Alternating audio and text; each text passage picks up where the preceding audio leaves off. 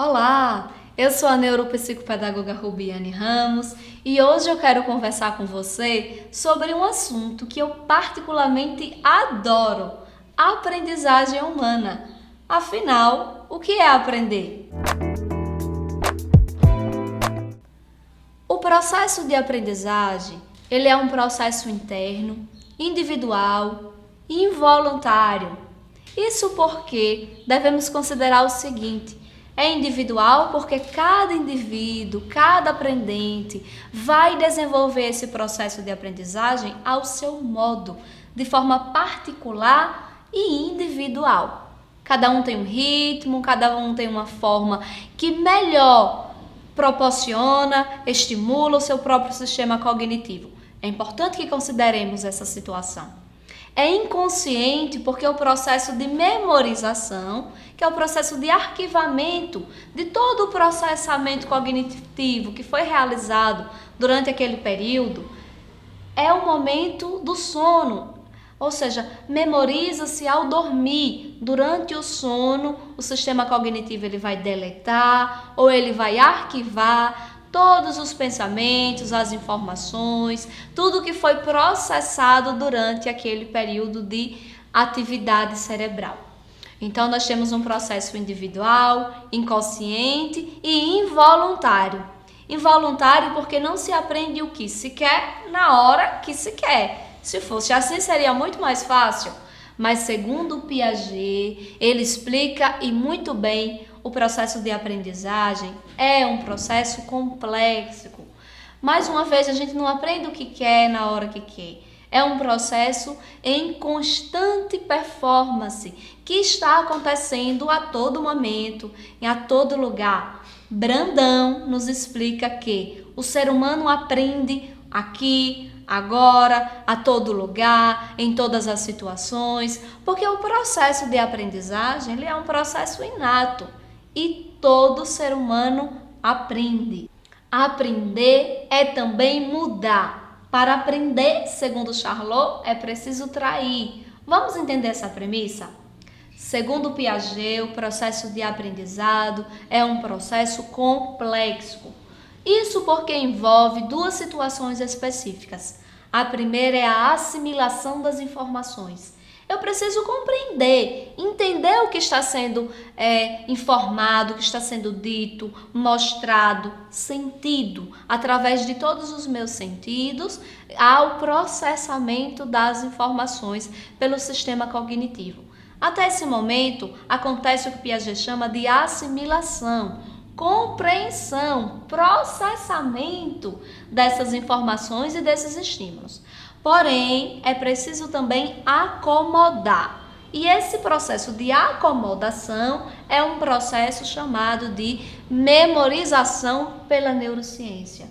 Então, o indivíduo não precisa apenas entender, ele precisa acomodar, memorizar, ele precisa reorganizar a sua estrutura mental para acolher essa nova informação e esse novo conceito. Vygotsky nos explica que o processo de aprendizagem ele é impulsionado pela interação humana. Daí a necessidade da convivência em grupo, de estar na sala de aula, de conversar sobre esse conteúdo, de ouvir, de assistir uma outra pessoa explicando essa ideia, que é preciso aprendê-la. Então é necessário essa dinâmica social em meio a esse processo de aprendizagem. Vallon traz a ideia de que para aprender é preciso ter motivação, é preciso gostar, é preciso sentir prazer em meio a esse processo. A criança, o adolescente, precisa estar envolvido dentro desse campo educacional. Lembramos também de David Ausubel, que nos explica que para aprender, todo esse conteúdo, toda essa interação, ela precisa ser significativa. Quer ensinar alguma coisa para o seu filho? Ensine com exemplo. Transforme esse ensinamento em significado, em memória existencial, com afetividade e com importância. Tudo isso vai favorecer esse processo de aprendizado. Agora que você já sabe um pouco sobre o que é aprender, e sobre a dinâmica desse processo, precisamos conversar sobre como prevenir as dificuldades de aprendizagem. Você que é mamãe, papai, professor, precisa compreender que o ambiente externo precisa estar em harmonia com esse momento. Um ambiente tranquilo, um ambiente silencioso, cuidar da iluminação, cuidar também dos aspectos climáticos. É preciso ter uma temperatura favorável.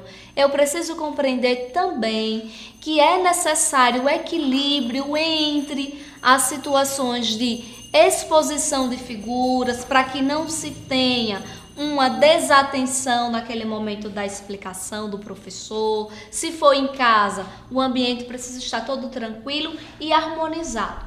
Preciso compreender também que esse aprendente precisa ter um sono reparador, um sono realmente de qualidade. Também cuide da alimentação da criança e do adolescente. O cuidado com a alimentação é fundamental. O sistema cognitivo exige determinadas quantidades de calorias e não pode ser qualquer alimento. Tem que ser alimentos ricos, especialmente alimentos em natura.